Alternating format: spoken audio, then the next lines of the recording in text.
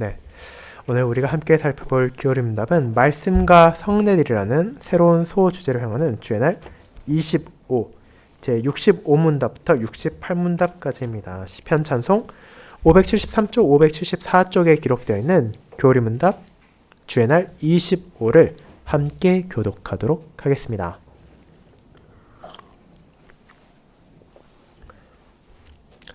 하이델베르크 교리문답 말씀과 성례들 주의날 25 제65문 오직 믿음으로만 그리스도와 그분의 모든 은덕에 참여할 수 있다면 이 믿음은 어디에서 옵니까? 성령 하나님으로부터 옵니다.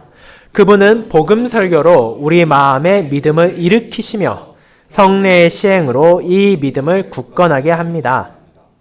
제66문 성례란 무엇입니까? 성례란 거룩하고 눈에 보이는 표와 인입니다. 성례는 하나님께서 제정하신 것으로 하나님은 성례를 사용하셔서 우리에게 복음의 약속을 더욱 충만하게 선포하고 보증하십니다. 그리고 이것은 십자가 위에서 성취하신 그리스도의 단번의 희생제사 때문에 하나님께서 우리에게 죄의 용서와 영원한 생명을 은혜로 주신다는 약속입니다. 제67문 그러면 말씀과 성례는 모두 우리 구원의 유일한 근거로 십자가 위에서 예수 그리스도의 희생제사에 우리의 믿음을 집중하도록 의도되었습니까? 참으로 그렇습니다. 성령님께서는 우리의 온전한 구원이 우리를 위한 그리스도의 십자가에서의 단번의 희생제사에 달려있다는 사실을 복음으로 우리에게 가르치시고 성례로 확신시켜 주십니다. 제68문 그리스도께서는 새 언약에서 얼마나 많은 성례를 제정하셨습니까? 두 가지, 곧 거룩한 세례와 거룩한 만찬입니다. 교리문답 설교 후에는 찬송 1장으로 우리의 신앙을 함께 고백한 후 시편 96편을 이어서 부르도록 하겠습니다.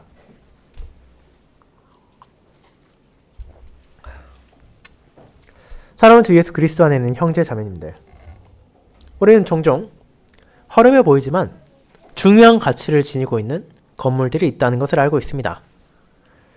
각 지역마다 몇 개씩은 존재하는 유명한 사람이 살았던 생가, 혹은 중요한 문서가 작성된 집, 혹은 파장이 큰 선언문이 낭독된 식당과 같은 곳들이 그러합니다.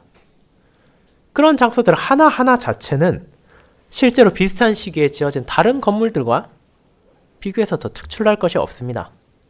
경우에 따라서는 건축적인 가치나 실생활적 가치는 거의 남아있지 않는 경우도 적지 않습니다. 그러면 때로는 적지 않은 비용을 들여서까지도 그런 장소들을 보수하고 유지한 이유가 무엇입니까?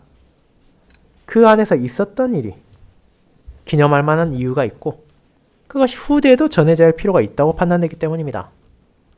그렇게 우리는 한 건물의 가치 혹은 한 장소의 의미를 단순히 물리적인 재산적 가치로만 바라볼 것이 아니라 역사적인 혹은 그 안에서 일어나는 다양한 측면에서도 고려해야 한다는 점을 알고 있습니다. 그렇다면 이제 매주일 우리가 함께 모이는 교회를 생각해 봅시다. 지금 우리가 모이는 이 장소도 건축적으로는 특출날 것이 전혀 없습니다. 충분한 돈만 있다면 누구라도 얼마든지 이 건물과 똑같은 것을 지을 수도 있고 훨씬 더 좋고 편안한 장소를 만들 수도 있을 것입니다. 그것은 분명한 사실입니다.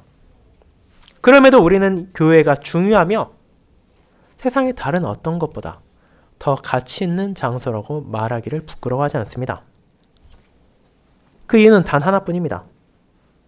그것은 이 장소에 주의 백성들이 모여 하나님께 예배를 하기 때문입니다. 하나님께 나아가고 그분과의 교통을 나누며 성령 하나님께서 우리에게 사용하시는 은혜의 방편들이 오직 예배 가운데 전해집니다. 그렇게 신자에게 교회는 특별한 장소이고 예배는 아주 소중한 시간입니다. 교리문답 주의날 25는 말씀과 성례들이라는 새로운 소주제로 나아가며 그와 같은 예배 시간, 성령께서 사용하시는 은혜의 방편이 무엇인지 그를 통해 우리가 무엇을 받게 되는지를 알려줍니다. 저는 이 아름다운 고백을 은혜의 방편이 사용되는 예배의 중요성이라는 제목으로 설교하며 우리가 지금 하나님께 예배를 드릴 수 있는 것 자체가 얼마나 큰 은혜인지를 자각하고 하나님께서 베푸신 그 크신 사랑에 합당한 감사와 찬양을 함께 드릴 수 있기를 소망합니다. 이를 첫 번째, 하나님의 복음이 선포되는 예배, 두 번째, 하나님의 복음의 약속을 표하고 인치는 예배라는 대지로 나누어 보도록 하겠습니다. 먼저 첫 번째, 하나님의 복음이 선포되는 예배를 알아보겠습니다. 형제자매 여러분, 우리는 앞선 두 주일에 걸쳐 칭이라는 교리가 왜 그렇게 중요한 것인지를 알아보았습니다. 그 안에 담긴 복음이 어떠한 것이며 그것이 어째서 그토록 중요한 것인지를 살펴본 것입니다. 종교개혁자 마르틴 루터가 교회를 세우기도 하고 무너뜨리기도 할 수 있다고 말할 정도의 칭의가 대체 무엇이기에 그렇게나 강조된 것입니까? 이 칭의의 교리는 결국 하나님 앞에서 저와 여러분이 어떤 상태인지를 가리키고 있습니다. 우리는 하나님의 구원의 복음을 전해 들었고 그리스도께서 성취하신 구속과 그것을 우리 안에 적용시키는 성령 하나님의 사역에 대해 전해 들은 바가 있습니다.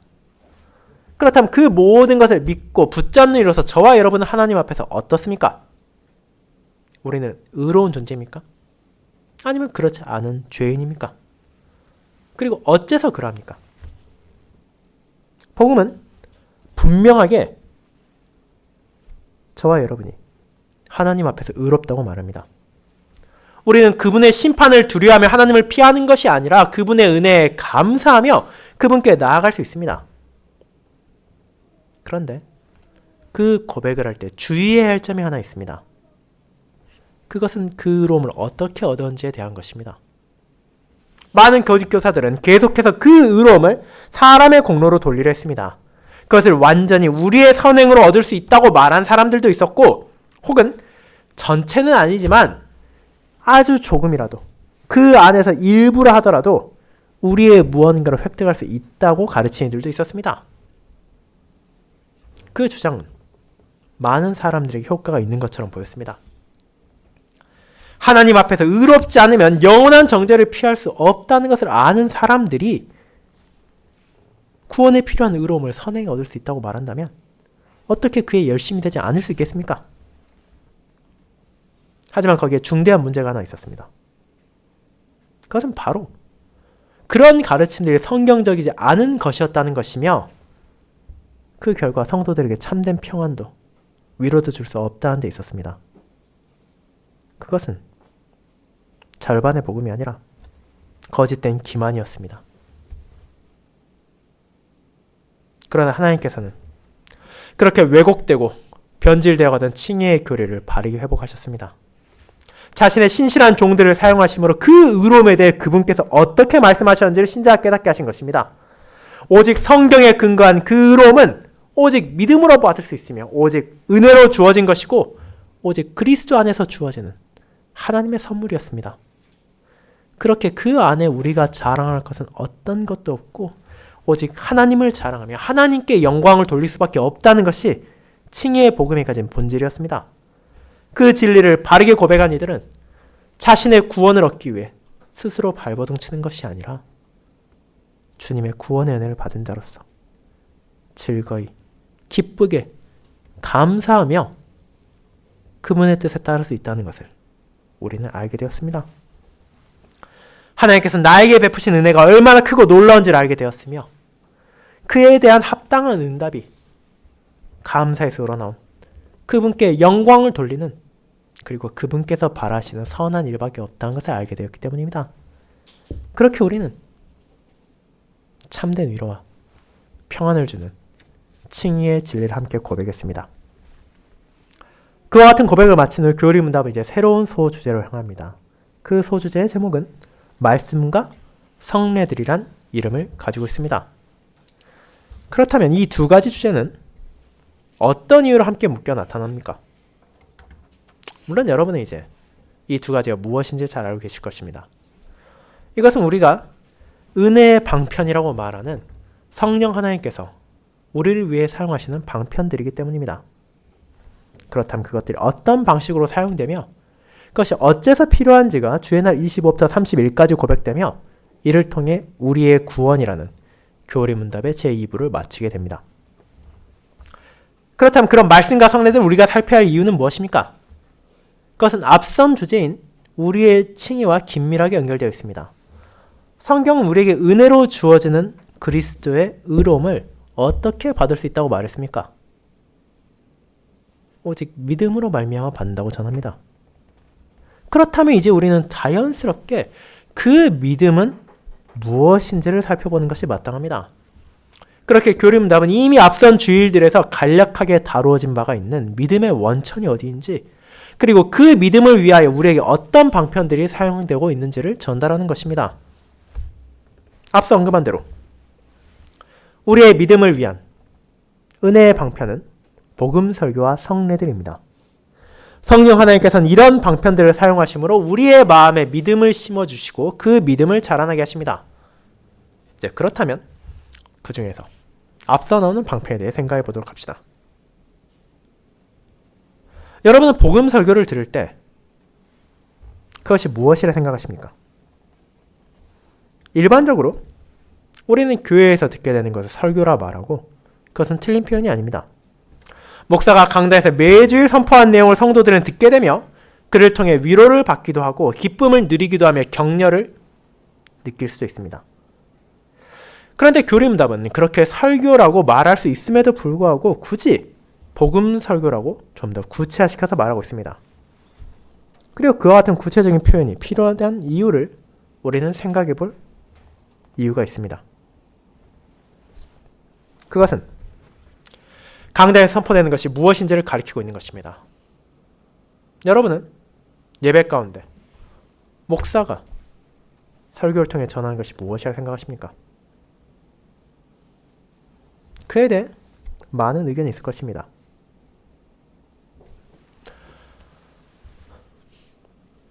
이번 주 교회에 온 기독교 신문에서 저는 한 가지 재미있는 통계를 보았습니다. 그 헤드라인에 나온 주제는 강단에서 선포되는 것이 대체 무엇인지에 대한 설문조사였습니다. 대략적으로 1000명의 기독교인들에게 이 강단에 선포되는 것이 무엇이냐는 조사를 했고 52% 정도의 신자들은 그것이 하나님의 말씀이라 말했지만 47% 정도의 사람들은 그것은 성경을 근거로 한 목사의 신자들을 인도하는 말씀 정도로 받아들였습니다. 즉 교회를 다니는 사람들 중에 절반 정도는 여전히 그것이 하나님의 말씀이라 생각하지만 절반 정도는 성경에 기반을 한 말 그대로 목사가 신자들을 바르게 인도하는 일종의 강설, 일종의 강의처럼 받아들인 것입니다. 그렇다면 교리문답 관련해서 그것이 과연 옳은 생각인지를 생각해 보도록 합시다. 그저 교회에서 이 강단에 올라선 직분자가 성도석에 앉은 사람들을 향해 말하는 모든 것이 은혜의 방편이라 할 수 있습니까? 그렇지 않습니다. 교리문답은 복음, 하나님께서 자신의 백성들에게 주신 말씀을 선포해야 함을 말합니다. 그것은 듣는 이들로 하여금 자신들의 죄를 깨닫게 하며 자신에게 주어진 은혜를 고백하게 해야 할 뿐 아니라 그들의 삶을 감사로 바칠 수 있게 만드는 것입니다. 그것이 바로 복음 설교인 것입니다. 그것이 바로 성령께서 사용하시는 은혜의 방편인 것입니다. 그렇다면 이 자리에 선 사람이 대체 무엇을 말해야 그것이 가능하겠습니까? 이는 모든 목회자들에게 그들에게 주어진 무거운 사명을 잊지 않도록 하는 고백입니다. 이 자리에 선 목회자들에게 다양한 충동이 느껴질 수 있습니다. 적게는 십수명에서 많게는 수백 명, 수천 명이 자신의 말에 귀를 기울이고 있습니다. 그 상황에서 말하고 싶은 것이 얼마나 많겠습니까? 그들에게 자신의 견해를, 자신의 정치적인 생각을, 자신의 경제적인 생각을 혹은 자신의 개인적인 경험에 따른 말을 하고 싶은 느낌이 들 수도 있으며 또 그런 충동을 받을 수도 있을 것입니다. 그 모든 사람들이 자신의 말에 집중하고 있을 때 그런 말을 통해 사람들이 내 생각에 공감하게 하고 내가 원하는 방향으로 나아가게 할 수 있다는 욕망이 얼마나 사람을 크게 자극하겠습니까? 하지만 공적인 예배 시간, 강단에 올라선 목사가 전해야 할 것은 하나뿐입니다. 그것은 하나님의 말씀입니다. 그것은 복음입니다. 그 외에 다른 것을 자신의 입에 담는 것은 그 자리를 더럽히는 것이고 그 소명을 망각한 것이기 때문입니다. 예배가 거룩하고 예배가 소중한 이유는 하나님께서 자신의 백성과 만나는 장소이며 자신의 백성과 함께하는 시간이기 때문입니다. 그런데 그분의 말씀을 전해야 할 목회자가 자기 말을 한다면 그것이 얼마나 참담한 일이겠습니까?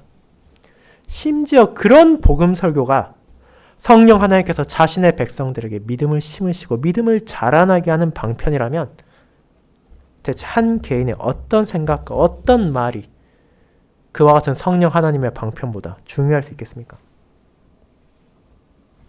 그런 이유로 우리가 예배의 소중함을 알고 있다면, 그 안에서 선포되는 말씀이 얼마나 중요한지를 고백한다면 마땅히 강단에 선 사람은 자신을 내려놓고 하나님을 높여야 합니다. 자신의 소견이나 사회의 조류에 대해 말하는 것이 아니라 그 자리에 나온 언약 백성들을 향한 하나님의 뜻을 전해야 한다는 것입니다. 복음 설교가 강단에서 선포되는 것이야말로 하나님께서 예배 가운데 자신의 백성에게 들려주시고자 하는 그분의 뜻이 이루어지는 것이기 때문입니다. 그리고 우리가 그것을 고백한다면 이 진리가 목회자만이 아니라 그 자리에 나온 모든 성도들에게도 중요한 사명을 준다는 것을 떠올리게 합니다. 여러분이 매주일 교회에 나와 예배에 참여한 이유가 무엇입니까? 물론 우리는 예배에 나와 한 믿음을 고백하는 형제 자매와 만나서 성도의 교통을 나누는 것도 사실입니다. 나 혼자만이 아니라 하나님께 함께 감사하며 하나님을 함께 찬양할 수 있다는 것은 분명 우리에게 기쁘고 즐거운 일입니다. 하지만 무엇보다도 우리는 그런 지체들과 함께 하나님의 말씀을 듣기 위해 오는 것입니다. 하나는 은혜로 어떤 자격도 없는 우리에게 하나님께서 나아오시고 그리스도 안에서 우리가 그분께로 향합니다. 예배 안에서 하나님께서는 우리에게 복음으로 말씀하시고 성령께서 이를 사용하여서 믿음을 심으시고 일으키시며 자라나게 하십니다. 아무리 예배의 다른 모든 부분들이 부족함이 없는 것처럼 느껴진다 하더라도 복음 설교가 빠진다면 그것은 더 이상 예배로 부를 수 없는 것입니다. 그것은 더 이상 거룩한 장소도 거룩한 시간도 될 수 없습니다. 이는 그저 세상의 다른 모임이나 다른 집회와 다를 바가 없게 됩니다. 결국 우리는 예배를 통해 하나님의 말씀을 듣고 그 말씀을 한 주간 붙잡고 의지하기 위하여 나아오며 그런 은혜를 베푸신 하나님께 찬양하기 위해 예배하는 것이기 때문입니다. 그와 같이 믿음으로 예배에 참여하는 성도들에게 성령 하나님께서 어떤 사역을 하십니까? 교림답은 그분께서 이 복음 설교를 사용하셔서 우리 마음의 믿음을 일으키신다고 고백합니다. 여기에서 믿음을 일으키신다라는 표현에도 주목할 필요가 있습니다. 영어 표현에서는 이를 그분께서 우리 마음에서 사역하신다라고 묘사하고 있습니다. 그런데 이런 표현들은 우리에게 어떤 생각을 배제하도록 합니까? 교회를 다니는 신자들 중에서도 하나님께서 우리 안에 믿음의 씨앗을 두시면 그것에 뿌리를 내리고 그것을 자라나게 하는 것은 사람의 힘이면 충분하다고 여기는 사람들도 있습니다. 거기에서 한 걸음 더 나아가서 애초에 우리 안에 믿음을 가질 수 있는 잠재력이 충분히 있고 설교와 다른 방식들을 통해 우리가 자라나게 할 수 있다고 생각하는 사람들도 있습니다. 그런 사람들은 지금 무엇을 간과하는 것입니까? 믿음에 있어 성령 하나님의 방편을 무시하고 사람의 수단이면 된다고 생각하는 것입니다. 하지만 믿음은 성령 하나님의 사역 없이 우리 안에 심겨질 수도 없고 우리 안에서 자라날 수도 없는 것입니다. 분명 목회자는 신실하게 순수한 복음 설교를 선포해야 할 소명이 있고 모든 성도는 그 설교를 전심으로 들어야 할 소명이 있습니다. 그리고 그런 복음 설교를 성령 하나님께서 사용하심으로 우리 마음의 믿음을 일으키시는 것입니다. 믿음은 자연적으로 발생하는 것도 아니고 자라나는 것도 아니며 우리 안에서의 그분의 끊임없는 사역을 통해서만 심겨질 뿐 아니라 강해진다는 것입니다. 그렇게 야고보는 이렇게까지 전합니다. 그가 그 피조물 중에 우리로 한찬 열매가 되게 하시려고 자기의 뜻을 따라 진리의 말씀으로 우리를 낳으셨느니라 라고 말입니다. 야고보서 1장 18절입니다. 그분께서 진리의 말씀으로 우리를 낳으신 것이지 우리가 스스로 첫 열매로 변화한 것이 아니라는 것을 분명히 하시는 것입니다. 이렇게 우리가 복음 설교에 대해 고백한다면 자연스럽게 우리는 예배의 중요성에 대해서도 떠올리게 됩니다. 물론 우리는 일상의 모든 순간 가운데서도 하나님의 말씀을 붙잡아야 합니다. 주일 설교를 돌아보기도 해야 하며 때로는 개인적으로, 때로는 가족들과 함께 성경을 묵상할 필요가 있습니다. 그럼에도 공적인 예배는 여전히 특별한 순간입니다.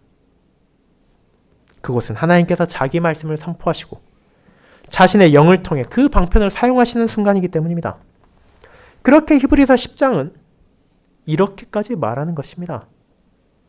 10장 25절은 다음과 같습니다. 모이기를 패하는 어떤 사람들의 습관과 같이 하지 말고 오직 권하여 그날이 가까움을 볼수록 더욱 그리하자고 말입니다. 오늘날만이 아니라 초대교회 시절에도 굳이 매주일마다 함께 모여 예배를 드릴 필요가 있겠냐고 주장하는 이들이 있었습니다.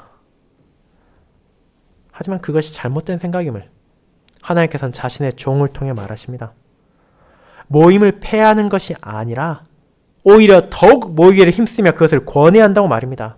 우리가 종말론적 관점을 진심으로 가지고 있다면, 그리스도의 날이 정말로 다가오고 있다는 것을 안다면 우리는 더욱더 예배의 중요성을 고백할 수밖에 없을 것입니다. 그분께서 오시는 날까지 우리가 믿음으로 바르게 서 있어야 하며 그를 위해서는 성령 하나님의 역사가 끊임없이 필요하다는 것을 인정하기 때문입니다. 그렇게 우리는 그리스도 안에서 담대하게 하나님께 나아가며 그분의 말씀을 듣고 그의 말씀에 따라 믿음으로 살아가야 합니다.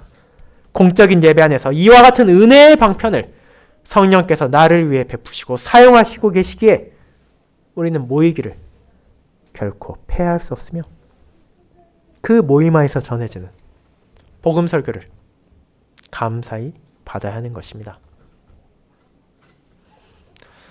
사랑하는 형제자매 여러분, 이와 같이 복음 설교가 가진 중요한 역할이 있기에 주의 날 25는 성례만을 언급하는 것이 아니라 복음 설교도 성령께서 사용하시는 방편이라는 것을, 그것을 통해서 우리 마음에 믿음이 일어난다는 것을 잊지 않게 합니다. 그뿐 아니라 이와 같은 설교의 중요성을 깨달았다면 자연히 우리는 그에 대해서도 높은 기준을 가져야 할 것입니다. 목회자는 강단에서 자기 말을 하는 것이 아니라 하나님의 말씀을 순수하게 전하기 위해 최선을 다해야 할 것이며, 성도들은 그런 직분자를 격려하며 그들이 잘못된 방향으로 나아가지 않도록 기도하고 또 필요한 경우에는 권면해야 할 것입니다. 동시에 그렇게 전해지는 복음 설교가 성령 하나님께서 나를 위해 사용하시는 방편이라는 것을 기억하며 마음을 다해 그것을 받아들이고 그 은혜에 감사해야 할 것이며, 또 목회자는 그런 성도들을 마땅히 도와야 할 것입니다.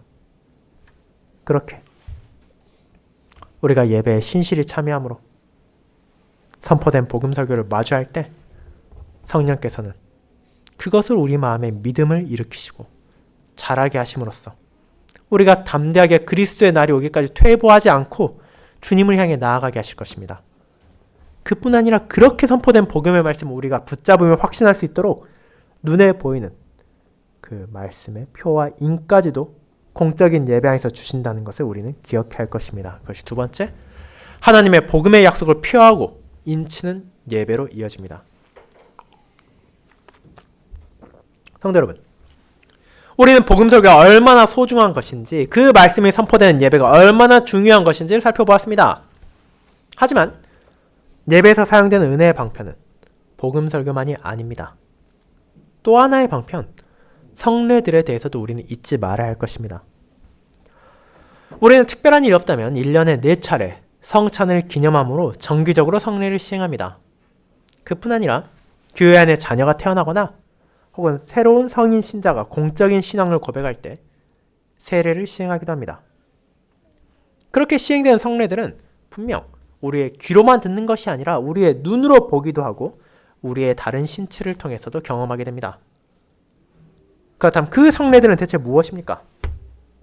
그것이 무엇이기에 교회는 이 긴 시간 동안 그것을 보존하고 멈추지 않고 시행하는 것입니까? 이것은 결코 그저 보여주기 위한 요식적인 행위도 아니고 단순한 종교적 체험을 위한 시간도 아닙니다. 그 안에는 우리가 기억해야 할 중요한 의미가 있습니다. 그것은 바로 세례와 성찬이 거룩하고 눈에 보이는 표와 인이라는 데 있습니다. 그것은 우리가 간과하기 쉬운 무언가를 놓치고 잊어버리기 쉬운 무언가를 다시 깨닫게 하고 다시 돌아보게 하는 역할을 가집니다. 여러분은 그 예시를 일상에서도 수없이 마주할 수 있습니다. 우리가 도로에서 운전을 할 때 운전자들은 종종 이 도로가 시속 몇 킬로 제한인지 잊어버릴 때도 있습니다. 그런데 그런 운전자들이 제한 속도를 다시 떠올릴 수 있도록 도로 주변에 눈에 잘 띄게 큰 글자로 숫자가 쓰여있는 표지판들이 있지 않습니까? 그 안에는 30이나 50, 70, 80, 100과 같은 숫자들이 적혀 있습니다. 그 숫자 자체로는 그저 아무 의미도 없는 숫자의 나열이라 생각될 수 있지만 운전자들은 특정한 방식으로 그려져 있는 그런 표지판들을 보았을 때 자신이 그 도로에서 시속을 얼마까지 낼 수 있는지를 인식하게 되며 그 속도를 조절하게 되는 것입니다. 그리고 본질적으로 성례의 시행 또한 그와 유사한 역할을 하고 있습니다. 성례는 그 자체로 우리에게 무언가를 주는 것이 아닙니다. 세례에서 뿌려지는 물은 그저 깨끗한 물에 불과하기에 어디서나 구할 수 있는 것이고 성차에서 먹고 마시는 떡과 포도주 역시 가정에서 얼마든지 구할 수도 있고 만들 수도 있습니다. 그렇지만 공적인 예배에서 우리가 새롭게 태어난 자녀와 새롭게 신앙을 고백한 성인에게 세례를 줄 때 그 물은 단순한 물 이상의 의미를 가집니다. 성찬을 통해 우리가 주님의 식탁에 나와 함께 먹고 마시는 떡과 포도주 역시 시중에서 구할 수 있는 음식과 음료 이상의 의미를 지닙니다. 그 이유는 다른 데 있지 않습니다. 그것들은 여전히 동일하지만 그를 통해서 하나님께서 우리가 복음의 약속을 바라보게 하시기 때문입니다. 성도가 복음의 약속을 확신하게 하고 그리스도의 희생제사와 그를 통한 공로를 마음에 새기도록 사용하시는 표와 인이기 때문입니다. 그렇게 성례들은 성령 하나님께서 사용하시는 방편으로서 저와 여러분에게 큰 의미를 가지고 있습니다. 그렇지만 여기에서 주의해야 할 점이 있습니다. 제 67문답에서 말하듯이 복음 설교도 그러하고 성례도 마찬가지로 이는 우리 구원의 유일한 근거가 십자가 위에서 행해진 그리스도의 희생제사라는 사실에 믿음을 집중하도록 한다는 것입니다. 복음 설교가 선포될 때 말씀을 선포하는 목회자가 여러분에게 믿음을 심어주는 것이 아닙니다. 성례가 시행될 때 그 성례의 떡과 포도주가 그 새로운 신자의 머리에 부어지는 물이 믿음을 심어주는 것이 아닙니다. 분명 성례를 시행할 때 목사는 주의를 기울여 그 의미가 퇴색되지 않도록 노력할 것이고 복음 설교를 전파할 때도 순수하게 하나님의 말씀을 선포하기 위해 노력할 것입니다. 그리고 동시에 거기에 참여하고 그것을 듣고 증거하는 모든 성도들 역시 진지하게 복음 설교를 받아들이고 그 거룩한 예식에 함께 할 것입니다. 하지만 그것을 사용하셔서 우리의 믿음을 강하게 하시고 우리의 말씀을 붙잡도록 하시는 성령 하나님의 사역이 없이는 그 또한 단순한 종교계의식의 한계에서 벗어날 수 없습니다. 그분의 은혜 안에서 우리는 이를 사용하고 그분의 은혜로만 믿음이 자라나게 되는 것입니다. 그렇게 이어지는 교리문답들에서 계속해서 살펴볼 것처럼 성례 그 자체가 어떤 신비한 능력을 가지고 있다는 잘못된 생각을 우리는 배격합니다. 마치 마술처럼 세례를 받기만 하면 그 순간 우리의 죄가 다 씻어지고 성찬의 떡과 포도주가 실제 그리스도의 살과 피가 된다는 것은 거짓된 가르침이기 때문입니다. 그 모든 것은 우리가 십자가 위에서의 그리스도의 희생제사에 마음을 집중하지 못하도록 하는 잘못된 가르침입니다. 오히려 우리는 예배 안에서 선포되는 복음 설교와 시행되는 성례들이 성령 하나님께서 우리를 위해 사용하시는 방편임에 감사하며 언제나 그 본질을 가리키는 것, 예수 그리스도를 향해 우리의 모든 마음을, 모든 믿음을 집중해야 할 뿐입니다. 마지막으로 그와 같은 복음 설교와 성례들에 대해 우리가 무관심해서는 안 된다는 것도 기억할 필요가 있습니다. 계속해서 강조드린 것처럼 이 두 가지는 성령 하나님께서 우리를 위해 사용하시는 방편들입니다. 그분께서 우리의 필요를 아시기에 우리에게 필요한 것들을 필요한 방식으로 주십니다. 하나님께서는 우리에게 한 달에 한 번, 혹은 반년에 한 번, 혹은 1년에 한 번만 함께 모여서 예배를 드리고 말씀을 들으면 충분하다고 말하지 않으십니다. 그분께서는 언약 백성들이 매 주마다 모이게 하시고 매 주마다 그분의 말씀을 듣게 하시며 정기적으로 성례를 시행함으로써 그 복음의 약속을 붙잡도록 하십니다. 우리가 진정 믿음으로 살아가길 원한다면, 믿음이 자라가길 바란다면 그를 위해 사용하시는 하나님의 방편들을 결코 간과해서는 안 됩니다. 우리는 모이는 것을 폐해서는 안 되며 오직 그리스도의 날이 오기까지 더욱 열심히 모여서 그 방편들이 사용되게 해야 합니다. 그 이유는 우리 안에 심겨지고 우리 안에서 일으켜진 믿음은 계속해서 자라나야 될 필요가, 계속해서 강해져야 할 필요가 있기 때문입니다. 내가 믿음을 한번 가졌다고 그것이 끝이 아닙니다. 마귀는 그 믿음을 끊임없이 공격하고 이 세상은 그 믿음은 헛된 것이라고 외치고 죄악된 내 옛 본성을 계속해서 다른 길로 가자고, 더 편하고 더 쉬운 삶을 살자고 말할 것입니다. 이 믿음이 계속해서 자라나지 않는다면, 정체되고 퇴보한다면 우리는 결국 그런 유혹을 이겨낼 수 없을 것입니다. 그렇게 우리는 하나님의 은혜를 구하며 그분께서 나의 믿음이 계속해서 자라도록 사역해 주시기를 간구해야 합니다. 그리고 이를 위해 은혜의 방편들이 부지런히 신실하게 사용될 수 있도록 내게 주어진 소명에 임해하는 것입니다. 사랑하는 성도 여러분, 이와 같이 복음 설교와 성례들이 성령께서 사용하시는 방편이라는 것을 우린 기억해야 합니다. 이것들은 그분께서 사용하시는 중요한 방편들이며 다름 아닌 나를 위해 주어진 하나님의 은혜입니다. 그리고 이를 고백할 때 우리는 다시 한번 예배의 소중함을 마음에 새기게 됩니다. 이 방편들이 사용되는 곳은 공적인 예배입니다. 이 예배를 위해 우리가 모일 수 있다는 것 자체가 얼마나 큰 은혜인지를 잊지 말아야 합니다. 역사적으로 복음 설교가 순수하게 선포되고 성례들이 거룩하게 시행되는 교회에 자유롭게 출석할 수 있는 시기는 그렇게 길지 않았습니다. 소수의 사람들만이 소수의 신실한 목회자가 사역하는 교회에 다닐 수 있었을 뿐입니다. 그러나 지금 우리는 주님의 은혜 안에서 참된 교회, 부족하지만 그분의 뜻에 따라 순종하고 그분의 말씀을 선포하고 그분께서 제정하신 성례들이 시행됨으로 우리의 믿음을 자라게 하는 은혜의 방편들이 멈추지 않는 곳에서 함께 예배드릴 수 있습니다. 하나님께서 우리의 부족한 가운데서도 사역하심으로 우리를 자라나게 하시고 우리가 그분을 향한 길을 멈추지 않게 하십니다. 그렇게 그 크신 은혜에 감사드리고 주님께서 바로 나를 위해 사용하시는 방편들에 기꺼이 즐거이 참여하도록 합시다.